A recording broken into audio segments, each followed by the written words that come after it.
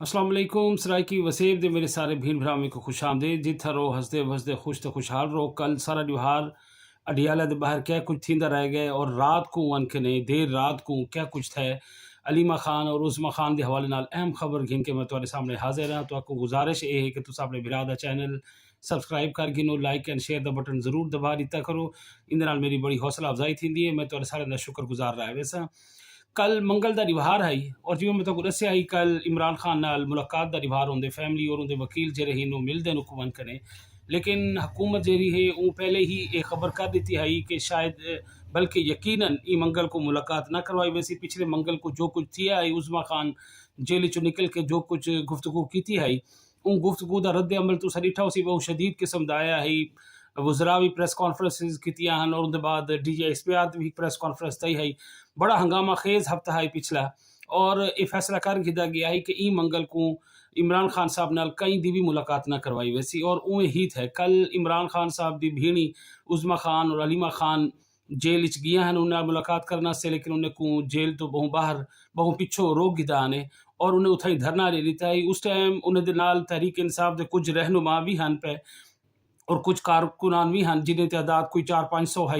ही time Mitch वाला उसके बाद रात को कम भी थी गई है। अलीमा खान ये फैसला किया है और ऐलान किया है कि जरा तक सारी मुलाकात ना करवाई वैसी खान साहब नाल असा इथों ना उठसूँ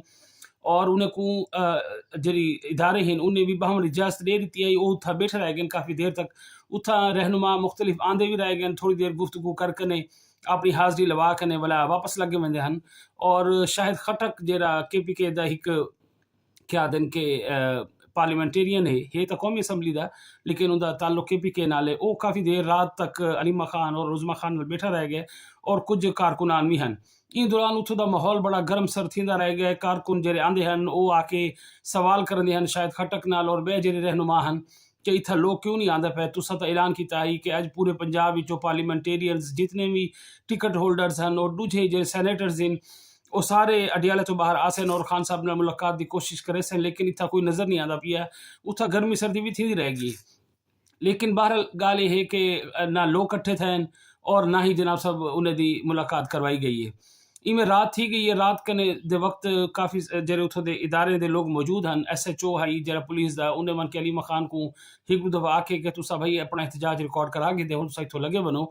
क्योंकि जिमें जिमें रात थी वैसी वाला हालात ख़राब थी वैसे सारे वास्ते मुश्किल थी वैसी कंट्रोल करना इन वजह तो सही थो लगे वनो। लेकिन अलीमा खान जी है वो इन गाल ते मजीद रहेगी कि जब तक सारी खान साहब ने मुलाकात न थी सी असा ना वेसू। इन दौरान देखने ते आए कि इदारे अपनी पुलिस वाले और दूसरे जेरे उथा सिक्योरिटी फोर्सेज हैं उन्हें अपनी तैयारी शुरू कर दी है। बहुत बड़े बड़े वाटर कैनन और जनाब साहब कंटेनर और पुलिस की प्रिजनर वैन जेरी है वो भी उथा पहुँचा दी हैं जिथों नज़र आना शुरू थी गया है कि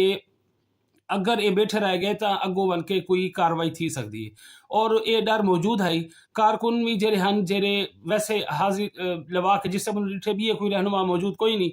वो भी ऐसा ऐसा उतो बनन लग गए तो आखिर के विच आकर कुछ 150 को 150-200 कारकुन रह गए और अलीमा खान और उज़मा खान उथा बैठे हैं। और सर्दी भी शदीद दी तो पता है अजकल सर्दी बहु इंतहा दी और इस्लामाबाद की सर्दी वैसे भी ज़्यादा होंगी है। तो रात को जिस टाइम इहो जो माहौल बने कि जिंदे विच ये उम्मीद पैदा थी गई है कि हुण इदारे अपनी कार्रवाई करे सन तो कारकुनान की तादाद काफ़ी कम रह गई है। और भला आखिर वो थे अद्धी रात तो भी बाद यानी 1:30-2 बजे तो बाद वन कने जेरे उथा इदारे हैं पे सिक्योरिटी फोर्सेज हैं उन्हें उथा अपनी कार्रवाई शुरू की थी और उन्हें उन्हें को जे धरने थे लोग बैठे हैं उन्हें को उठाने की कोशिश की थी ने और बहुत बेदरे किस्म बड़ा ही तेज़ जिन की रफ्तार होंगी पानी के कैनन जेरे उन्होंने उत्ते सटे गए ठंडा पानी और सर्दी का माहौल और कारकुन सारे तितर बितर थी गए। अलीमा खान और उज़मा खान के हवाले नाल बहुत सारी वीडियोज़ और बहुत सारी चीज़ें सामने आने पे तो सब पिछली दफ़ा डिठा उसी ये आख्या गया है कि उज़मा खान को जना पुलिस घसीटे या जनाब सब वैन पावन की कोशिश की थी ने तो उसकी कोई वीडियो कोई नहीं। लेकिन इस दफ़ा सारे तैयार हैं पे और उन्हें बड़ी वीडियोज़ बढ़ाएं और बहुत ज़्यादा जिस टाइम उन्हें को पानी सटिया गया उन्हें को उतो सारे कारकुनान को उतो उठाया गया तो ये डिठे के बड़ी उथा हड़बोंग मच गई है एक बड़ा हलचल मच गई है कोई किदे भजदा भी है कोई किदे भजदा भी है और लाइट सारियां ऑफ थी गई हुई हैं बड़ा खौफनाक किस्म का माहौल है और शोर शराबा और तुस अगर कोई वीडियो देखो तो उथा लगता जिमें बड़ी चीखो पुकार शुरू थी गई बल्कि ये लगता है कि पानी नहीं बल्कि जिमें कोई गोले सटे दे पे उन्हें उत्ते और इस चीज़ वास्ते ज़हनी तौर तैयार हैं उन्हें को पता है कि अज अगर असा वीडियो ना बनाई तो इन गाल कोई ना मने सी। बहरहाल ਜਿਹੜੀ ਅਸਲ ਗੱਲ ਆਖਰ ਦੀ ਇਹ ਹੈ ਕਿ ਖਾਨ ਸਾਹਿਬ ਨਾਲ ਮੁਲਾਕਾਤ ਵੀ ਨਹੀਂ ਕਰਾਈ ਗਈ ਔਰ ਜਨਾਬ ਸਾਹਿਬ ਖਾਨ ਸਾਹਿਬ ਦੇ ਜਿਹੜੇ ਲੋਕ ਮਿਲਣ ਵਾਸਤੇ ਆਏ ਉਹਨਾਂ ਦੀ ਭੀੜੀ ਉਹਨੇ को भी ਉੱਥੋਂ ਉਠਾ ਕੇ ਜ਼ਬਰਦਸਤੀ ਵੰਨ ਤੇ ਮਜਬੂਰ ਕਰ ਦਿੱਤਾ ਗਿਆ ਲੇਕਿਨ ਅਫਸੋਸਨਾਕ ਗੱਲ ਇਹ ਹੈ ਕਿ ਕੱਲ ਵੀ ਉੱਥਾਂ ਕਾਰਕੁਨਾਨ ਇਕੱਠੇ ਨਹੀਂ थी सघे जितनी तादाद कारकुनान उथा उम्मीद की वेंदी पई कि आसन वो कारकुनान उथा नहीं आए इतों ही गाल तो बड़ी ज़ाहिर थी गई कि PTI दे नाल बेशक लोगों की सपोर्ट होवे वोट की सपोर्ट होवे लेकिन ये है कि लोग जो इस टाइम एहतजाज करने वास्ते तैयार कोई नहीं इतना बड़ा वाक़या थी गया DGSPR की प्रेस कॉन्फ्रेंस जी है वो तुसा सुनी हो सी कितनी सख्त किस्म की प्रेस कॉन्फ्रेंस है उन्हें क्यों जी गुफ्तगू थी गई है खान साहब को सिक्योरिटी थ्रेट करार दिता गया खान साहब को इंडिया के नाल मिलाया गया और ये आख्या गया कि खान साहब पाकिस्तान के जो मफादात हैं उन्होंने खिलाफ जो इंडिया ते अफगानिस्तान और बे फौरन जी पाकिस्तान दुश्मन मुमालिक हैं उन्होंने मिल के एक कंबीनेशन के कंबाइन कार्रवाई करने पैन इंदे बाद ये उम्मीद है कि बहुत वही जरी है कोई एहतजाजी तहरीक चलसी कोई बहुत सारे लोग बाहर निकल सन और इदारे के खिलाफ और DGSPR के खिलाफ और हुकूमत के खिलाफ कोई तहरीक का ऐलान थी सी लेकिन उमें कोई नहीं थी पिशावर जलसा थी आई उनके भी लोगों की तादाद जी है वो उम्मीद करें बहुत घट है यानी 10-15 हज़ार या 12-15 हज़ार लोग अगर होवन तो ये एक बड़े आम एक छोटे मोटे जलसे भी होंगे पे रहते लेकिन ये माहौल के जिस टाइम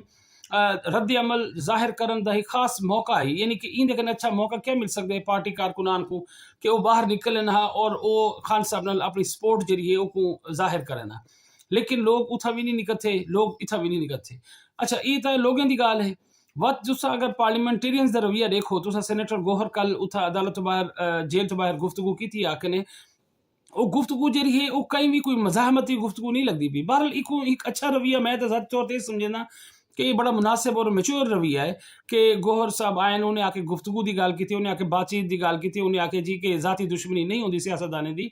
कुछ नज़रियाती इख्तलाफ होंगे उनको ज़ाती दुश्मनी बढ़ाना भी नहीं चाहिए लिहाजा असा को सारे को मिल के गुफ्तगू करनी चाहिए और इहो जे अल्फाज का इस्तेमाल एक दूसरे वास्ते नहीं करना चाहिए जेरा के इंतशार पैदा करे गुस्सा पैदा करे ये बहुत ही मुनासिब गाल है अगर तुसा आम हालात देखो तो ये गाल बड़ी मुनासिब है और मेरा ख्याल है कि बैरिस्टर गोहर तक इहो जी गुफ्तगू अक्सर करते रहे वेंदे लेकिन जेरे पार्टी के बे रहनुमाइन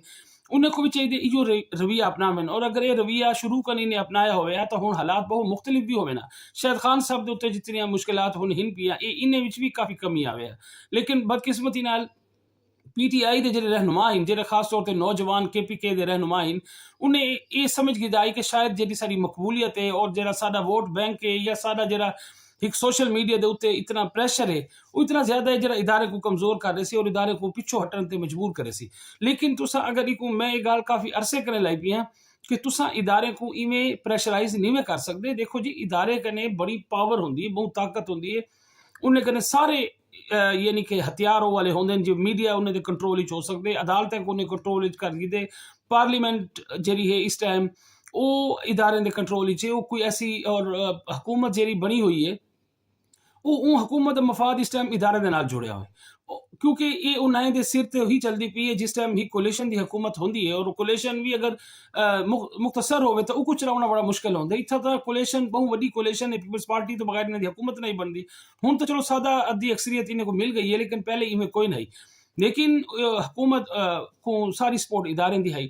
तो वो भी कोई ऐसी हरकत नहीं कर सकते जितों इदारे नाराज थी वन तो जिस टाइम ये कंडीशन हो मुल्क के हालात यो जो है सब तो बड़ी गाल है कि पाक फौज जी जिनके खिलाफ तुसा बयानियां बढ़ाने की कोशिश करते पे और पाक फौज के खिलाफ आवाम के एक नफरत पैदा करने की कोशिश करते पे वो फौज है जै इंडिया जैसे कई गुना वही ताकत को चारों शाने चित किते और वो एक देखो ना कि एक सफेद शिकस्त दी है दी सूरज की रोशनी के विच शिकस्त दी ऐसी शिकस्त है जब सारी दुनिया तस्लीम करें पी और सारी दुनिया को एप्रीशिएट करें पी पाक फौज को इस टाइम दुनिया के मकाम मिले शायद इन्हें कने पहले ऐसा नहीं कोई नहीं डिठा तो तुसा इहो जी फौज को इहो जी आर्मी को जरा मलाइन करने की कोशिश करें जरा उन्हें को तुसा ये समझेंदे हो कि असा सिर्फ सोशल मीडिया दे विच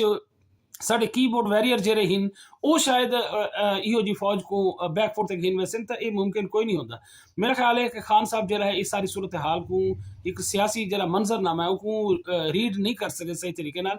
और उन्हें जरा बयानिया अपनाए वो एक सियासी जमात वाला बयानिया है कोई ना क्योंकि सियासी जमात जी होंगी है वो तो अपना गाल बात का बातचीत का रस्ता कट ही गिनती है लेकिन खान साहब जरा है अपने वास्ते सारे दरवाजे बंद किए रात को शेर अफजल मरवत एक इंटरव्यू दिते और उनके चू बड़ी जबरदस्त यानी इंकशाफात किए ਉਹ ਆਖੇ ਜੀ ਖਾਨ साहब वास्ते 2-3 ऐसे मौके बनन कि जिस टाइम इदारे उन्हें को रिहा करन ते जमानत दे उत्ते तैयार थी गए। लेकिन हिक मौके ते खान साहब अड़ गए कि भाई नहीं, मेरे को कले को रिहा ना करो, फैज जनरल फैज को भी ना रिहा करो, तो उको इदारे तैयार कोई ना रिहा करना से वाला एक बिया मौका भी बने जिस टाइम 24 नवंबर को शायद पिछले साल जब इन्हें वो किया 26 नवंबर को घिन के इस्लामाबाद धरना, उस टाइम भी इदारे तैयार थी गए कि खान साहब को उन्हें एक हफ्ते का टाइम मंगे, उन्हें आखे जैसा रिहा कर रहे सो। लेकिन खान साहब डिठे कि जिस टाइम खान साहब दिन कि अगला बंदा थोड़ा बैक फुट ते वेंदा पे वो मजीद चढ़ाई कर रहे हैं, वो समझते शायद साडा प्रेशर इतना आ गया, इतना कामयाब थी गए कि इन्हें को मजबूर थी गए तो इन्हें को मजीद मजबूर करूँ। तो देखो जी हर कहीं दी दबण की भी एक लिमिट होती है। तुसा क्या दिन के कई चीज़ को एक जिवें स्प्रिंग होंदे वो दबा सकते हो एक हद तक, लेकिन जरा ज़्यादा दबेंदे हो उतना ही ज़्यादा वाला तेज़ी दे नाल और ज़्यादा ही फैल के सामने आंदे और वो ज़्यादा तुहाडे से खतरनाक होंदे। ते ये खान साहब इस चीज़ को समझे नहीं और हाली भी वो समझने से तैयार कोई नहीं। तुसा उन्हें अगर आखिरी ट्वीट देखो, उन्हें जेरे तरीके नाल जनरल आसिम मुनीर जैसे सोल्जर को जरा इस टाइम पाकिस्तान दा प्राइड है, अगर तुसा डिठा उन्हें देखो जी 100 इख्तलाफ थी सकदे न उन्हें दी सियासी नज़रियात दे नाल, उन्हें दे जेरे मुख्तलिफ इकदामात इन तुसा उन्हें दी सपोर्ट करो या ना करो, लेकिन तुसा ये मनेंदे हो कि उन्होंने पाकिस्तानी फौज दे विच एक नई रूह, एक नवा जज्बा फूंक दिते और वो जज्बा वो रूह जेरी है नवी वो पूरी दुनिया को हैरान किया हुआ है। इस टाइम पाकिस्तान की जी आर्मी है सारी दुनिया सिर अखे ते बिठाया, वो तस्लीम करेंदी है, उनकी इज्जत करेंदी है। तो तुसा ई मौके के उत्ते अगर तुसा फौज के सरबराह के बारे इहो जी गुफ्तगू करे सो तो तुसा क्या उम्मीद रखेंदे हो तुहाडे बारे च उन्हें दा क्या रवैया बनसी और उन्हें दा रद्द अमल किहो जाओ सी। बहरहाल कल के हवाले नाल जरा मैं तुहानू दस्सना पिया मी कि कल अडियाला के बाहर जो कुछ था वो बड़ा अफसोसनाक है। अगर डिठा वने अलीमा खान और उज़मा खान दे नाल और उन्हें कुछ जिस जिमें रात को उतो यानी कि कढ़िया गया उतो उठाया गया और उन्हें उत्ते जिस किस्म दा उस टाइम कार्रवाई की गई है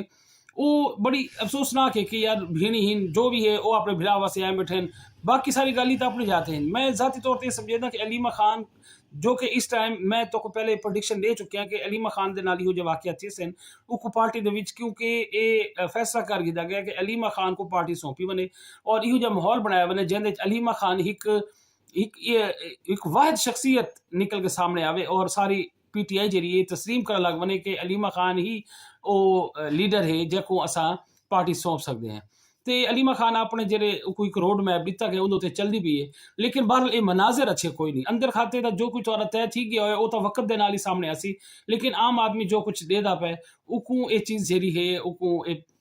यकीनी गाल बड़ी उनके वास्ते तकलीफ दे है कि तुसा इवें एक सख्त रवैया इस्तेमाल करके सख्त कार्रवाई करके ने जेरिया लीडर हैं उनकी भीणी को अगर अदालत जेल तो बाहर उठाओ तो ये मुनासिब गाल कोई नहीं। मेरा जितना ख्याल है कि हाली ये हालात जे रहे इनमें बने रहे वैसे कल जुमरात है, जुमरात दा भी मुलाकात दा रिवार होंगे। कल मेरे ख्याल सुहेल अफरीदी साहब भी आसन अदालत तो बाहर ये हो सी सिर्फ हाजिरी लवाने वास्ते। मैं तो ये दसना भी है कि PTI के जितने भी रहनुमा तो को नजर आने पे इंक्लूडिंग सुहेल अफरीदी ये सारे कंप्रोमाइज लोग इन सुहेल अफरीदी का रवैया जरा है वो वाजे तब्दीली तो देखनी शुरू कर दी उसी और ये मजीद तो वक्त के नाल ये वाजे थी वैसी उनकी वजह यह है कि सुहेल अफरीदी वास्ते हुन अपनी कुर्सी बचाना भी मुश्किल थी चुकिया होए। इन वजह नाल मुश्किलात सिर्फ और सिर्फ खान साहब के उत्ते आने और वो उनकी वजह ये नहीं कि खान साहब कोई मुल्क वास्ते या कौम वास्ते कुर्बानी देने पैन, बल्कि खान साहब अपनी जिद ते अनाद उत्ते अड़े हुए। उन्हें को लगता है कि शायद इो वाहिद रस्ता है जरा इदारे को मजबूर कर रहे सी और वो मैं कुछ जेल चुका के सीधा प्राइम मिनिस्टर हाउस की कुर्सी से बिठा रहे थे। फिलहाल इवें मैं को मुमकिन नजर कोई नहीं आता।